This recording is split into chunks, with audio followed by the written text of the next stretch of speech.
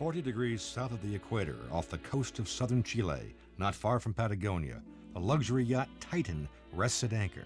Aboard are the yacht's owner, ruthless American tycoon Thornton Armitage, along with his 6-year-old son Billy and socialite daughter Elaine. Also on the voyage are Elaine's useless and arrogant fiancé, Ned Hallett, her large, soft Aunt Louise, and Billy's tutor Steve, who will eventually emerge as the hero.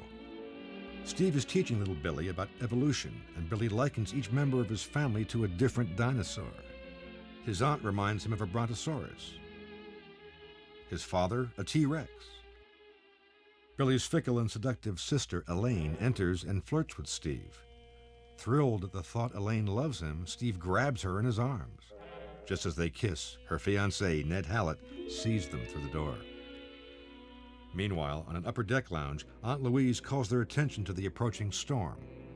The waters are forebodingly still, but ominous storm clouds are brewing. Below deck, Steve is stunned to discover that Elaine considers the kiss a trivial thing. Furious, he threatens to quit the cruise. Suddenly, the captain enters with an urgent warning about the approaching storm. With tropic suddenness, a tempest is upon them.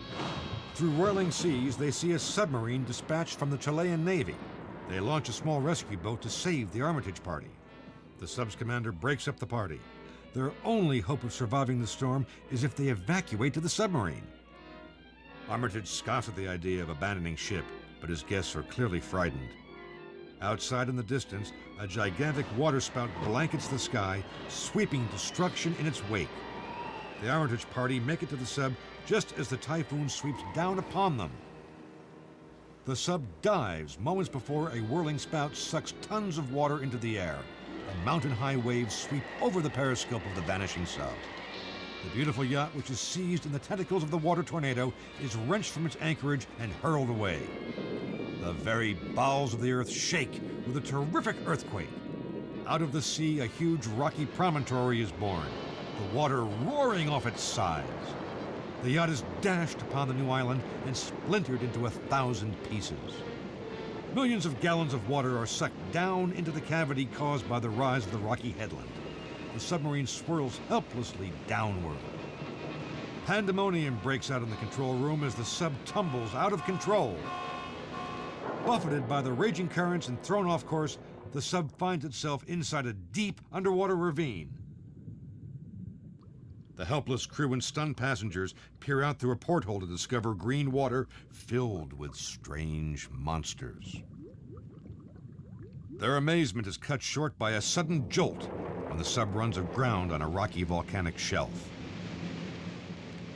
As water rushes in, the crew and party guests scurry up the ladder onto the conning tower. They find themselves on a tropical lake surrounded by steep cliffs. They have journeyed through deep underwater caverns and have surfaced at the bottom of an extinct volcano. Their sub destroyed, they decide to explore this veritable Garden of Eden. They begin to marvel at the lush jungle when Billy sees something in the mud and calls out to the others. They discover several huge animal tracks. Steve examines them and proclaims, "These are dinosaur prints." The others ridicule Steve and his conclusion. Then, from nearby in the jungle, a strange cry is heard. The stranded survivors turn to see a ghastly herd of dinosaurs in the lake nearby. Alarmed, Steve urges them to flee to safety. Hallett objects. Steve is not telling him what to do. Steve explains they must use their intelligence to prove that they are superior to their prehistoric ancestors. But his warning is too late. A huge brontosaurus threatens some of the sailors. They run in terror. As they fight their way through the primeval jungle, they are trapped between the sheer wall of the volcano and two bull triceratops engaging in a terrific battle.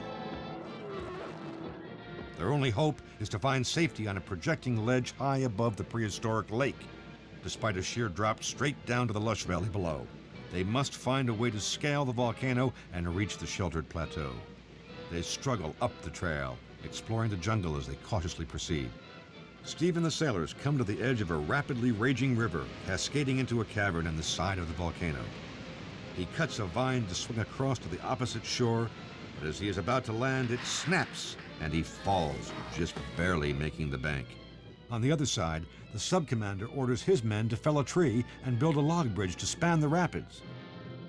As his men go back into the forest for vines, there's a thunderous crashing in the jungle, and into the clearing springs a huge prehistoric mammal, the Arsinotherium. The giant monster, as big as 20 elephants, lowers his two-pronged head, bellowing defiance. One of the sailors fires several shots. The bullets seem to have no effect except to enrage the beast. Steve hears the shots and runs back to the edge of the raging river. On the other side, the furious beast charges the men, who dash back toward their commander. They take refuge behind a tree, but the ferocious beast tears it up by the roots and hurls it high into the air. The tree falls, crushing one of the sailors to the ground. Another flees into the jungle, pursued by the Arsinotherium. A few yards away, the beast catches a hapless sailor and impales him onto its horns. Steve is horrified, realizing that he is powerless to help them. The beast knocks the sailors off the log bridge and turns to pursue the others as they flee. One of the surviving crewmen goes mad at the sight of the slaughter. Another prays. The ferocious animal storms at the survivors as they stand on the edge of the river. Rather than be killed by the monster, they take their chances in the rushing rapids. They are swept away in the whirling current, and the yawning cavern swallows them as they are drawn into the black depths of the volcano. High in the air, two giant scavenger birds, slimy reptiles with wings called pterodactyls, survey the scene. They have been attracted to the scent of blood and speed to the feast. The baffled Arsinotherium storms back into the forest, driving the pterodactyls into the air. One of the birds carries away the body of a fallen sailor in its claws. Weak with horror, Steve escapes into the dense jungle, the sole survivor of the exploring party. Steve returns to warn the group and tell the fate of the sailors. At the edge of their cliffside sanctuary, Steve and Elaine watch the strange beast below. As she binds his wounds, he says, "It's like the beginning of life." Her reply, "Yes, it's a beginning." 30 days pass as the castaways learn to survive by building a palm shack inside their volcanic tomb. A brontosaurus nibbling on treetops spies the tiny humans on the shelf of the cliff. Hallett, unaware the giant lizard is strictly a plant eater, grabs his rifle. Despite Elaine's warnings, he empties the gun into the face of the brontosaurus. Enraged, the creature smashes their shelter with its long neck. Hallett hides from the massive behemoth, and it is Elaine who saves the group by stuffing a burning torch into the beast's ghastly jaws. Everyone is furious at Hallett for putting them in jeopardy. Hallett quits the camp in anger. He storms away and wanders down to the jungle below. Not far away, a family of triceratops graze peacefully. One of the babies wanders off, exploring as any youngster might. There, in a clearing, he sees a new type of creature. What is this strange two-legged species? Trigger-happy Hallett pulls out his rifle and stalks his innocent prey. After sizing up the armor-plated young dinosaur, he aims at its only vulnerable spot and, pow, shoots the baby through the eye. The crack of a bullet pierces the silence, and the mother Triceratops hears her baby's anguished screams. Racing to the rescue, she sees Hallett fleeing and gives chase. Hallett hides behind a tree to avoid her revenge, but the enraged monster bashes right through it, pinning him underneath before she gores him to death with her horns. Steve is now in command. He decides their best hope is to salvage the radio from the sunken sub. He dives down through the weird and wonderful water life and into the gaping hole in the submarine. After many attempts, Elaine helps him pull the radio up from the depths. On the cliff, Armitage, Benny, and Billy are getting ready by erecting a makeshift aerial. The radio in tatters, Steve explains that if they can find materials for a replacement Leyden jar, it might still work. A frantic search begins, and Steve, Elaine, Benny, and Billy try to slash their way through the dense jungle. After a few hours, they come upon the ruins of an ancient temple. They stumble across a vast treasure of gold, diamonds, and rubies, riches beyond their wildest dreams. But the only treasure they seek is a jar to conduct electric current for the radio. Elaine's pet monkey, Chico, escapes to a nearby treetop. As she tries to reach him, the stones crumble beneath her feet and she falls unconscious to the ruins below. Steve rushes to her side, but he finds himself racing a huge pterodactyl who swoops down and seizes Elaine in its talons. The prehistoric bird sets Elaine down and starts plucking at her with its sharp beak. Steve cuts a vine and springs into the air, swings across the moat, knocking the giant bird off Elaine. Elaine is stunned and bruised, but safe in Steve's arms. Suddenly, out of the jungle lumbers a giant armored stegosaurus. He is blocking their only exit. They are trapped on a narrow shelf. Their only escape is through the crumbling temple. To their horror, the stegosaurus relentlessly follows them, hissing its hate. As if things can't get any worse, inside the sun god's temple, just ahead of them, is the most deadly beast of the ancient world, the Tyrannosaurus Rex. Turning to flee back through the entrance, they are trapped between the two fearsome beasts. With nowhere to turn, their fate is sealed. They prepare to die. But the two reptiles spy each other and become momentarily distracted, allowing the group to make a mad dash for their lives. As they flee, they witness a terrific battle. Lashing out with his spiked tail, the Stegosaurus nails the Tyrannosaurus. The Rex leaps into the air, trying to find a vulnerable spot in its armored enemy. The Stegosaurus's lashing tail knocks down part of the decaying temple, but it can't keep the Rex from leaping on his back and ripping off one of his legs. The survivors take one more look back as the Tyrannosaurus tears the screaming Stegosaur to pieces for its babies to feed on. As Rex licks its gory lips, Steve, Elaine, Benny, and Billy flee. Stopping by the lake's edge, they find Elaine's monkey Chico, who has salvaged a jar from the temple. Billy goes to fill it with water. He cries out that the lake is hot. Steve sees bubbles of steam arising from the water. Terror strikes their hearts. Is it possible that after all these years, this volcano is about to become active? But what's this?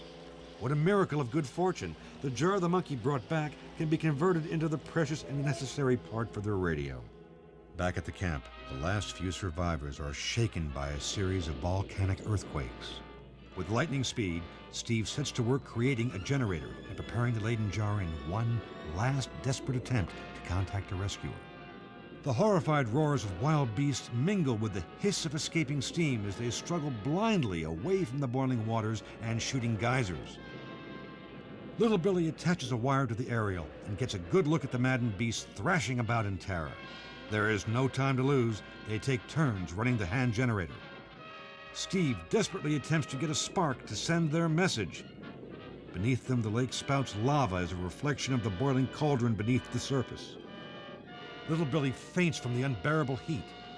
And worse yet, just as Steve has transmitted his feeble signal, a pterodactyl, beating his clumsy wings to escape, knocks the aerial to the ground, sending the bird careening into the valley below, carrying with it the radio set and their last hope of escape.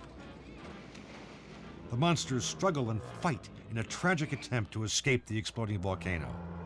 Boulders spit from the molten caverns and come crashing down on everything in their path. Elaine and Steve, facing certain doom, realize their love for each other and find their moment of happiness much too late. Delirious, Billy begins to babble. "I can hear motors!" The burning lava lands on trees and the jungle erupts into flames. Huge beasts, trapped, are burned alive. Billy calls Steve. "Can't you hear the motors?" Circling above, two small specks get closer. Rescue seaplanes have heard the SOS and land on the boiling lake, gather up the castaways and take off just as the entire island explodes in a blazing fury, spewing lava a mile high and obliterating the 10-million-year-old world below. The power of man's mind and ingenuity has survived what the largest and most powerful creatures could not. Safely ashore, Armitage is holding court. He is regaling his tales of dinosaurs and exploding volcanoes. Nobody is buying it when out of the blue, a giant pterodactyl, exhausted by its long flight, collapses onto the ground in front of him. Armitage puts his foot on the creature's neck and smiles triumphantly. Steve and Elaine share a laugh as he puts his arm around her, and we fade out.